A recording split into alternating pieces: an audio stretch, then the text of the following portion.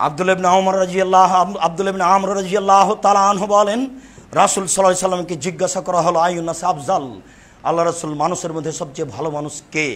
তখন তিনি বললেন, আত্তাকিয়ু ওয়ান নাকিয়ু, স্বচ্ছ পরহেজগার। স্বচ্ছ মানুষ যেই সেই ভালো, পরহেজগার যে সেই ভালো। স্বচ্ছকে তিনি বললেন লা ইসমা ফিহি, যার পাপ নেই সেই স্বচ্ছ। আব্দুর রাজ্জাক সাহেব, পাপ হয় না এমন কি মানুষ আছে? নেই, তবে পাপ হলেই ক্ষমা চাই যে তার পাপ নেই। 2, ওলা বাগিয়া, সীমালঙ্ঘন নেই যার।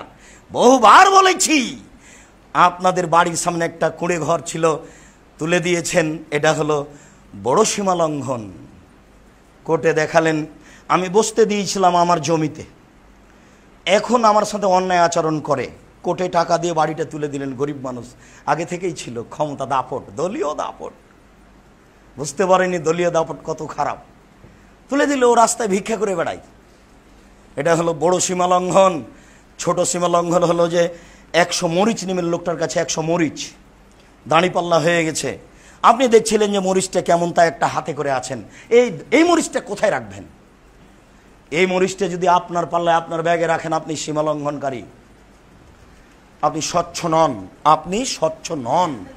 ওয়ালা গিল্লা, যারা আমানতের খেয়ানত আছে, আত্মসাৎ করে, সে স্বচ্ছ নয়। যার ভিতরে এই হিংসা আছে সে স্বচ্ছ নয়। 4টে জিনিস নেই যার, সেই স্বচ্ছ। পাপ নেই যার, 1, 2 সীমালঙ্ঘন নেই যার, 3 আত্মসাৎ নেই যার, 4 হিংসা নেই যার।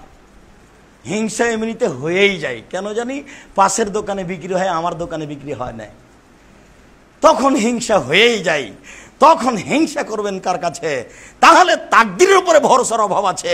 রাতে উঠে 2 রাকাত সালাত আদায় করে আল্লাহকে বলতে হবে, আল্লাহ, পাশের দোকানদারকে আমি ভালোবাসতে চাই, দয়া করে তুমি আমার ব্যবস্থা করো। মানুষ মাত্র হিংসা হয়েই যাবে, এটাই স্বাভাবিক। এরপরে প্রাণপণে চেষ্টা করতে হবে